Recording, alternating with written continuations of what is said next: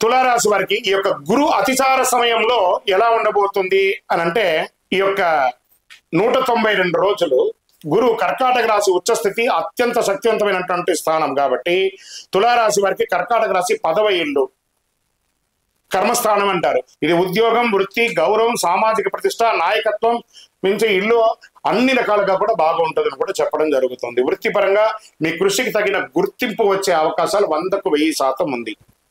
పదోన్నతి, కొత్త బాధ్యతలు, ప్రమోషన్ యోగం, ప్రభుత్వం లేదా ఉన్నతాధికారుల దగ్గర నుంచి ప్రశంసలు, అనుకూలత, వ్యాపారస్తులకి చాలా అద్భుతమైనటువంటి మీ పాత డెట్స్ అన్ని క్లియర్ అయిపోయి, పాత స్టాక్ అంతా క్లియర్ అయిపోయి కొత్త స్టాక్తో చక్కగా వ్యాపారం చేసుకునే అవకాశాలు ఉన్నాయి. గురు స్థిరత్వం తర్వాత ఫలితాలన్నీ మారుతుంది. మే తర్వాత విద్యార్థులు చాలా కష్టపడి చదవాల్సినటువంటి సమయం.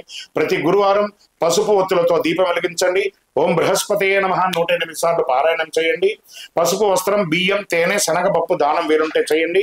ఉద్యోగ వ్యాపారం ప్రారంభించేటప్పుడు పెద్దల యొక్క ఆశీస్సులు పొందండి. విజయోస్తు.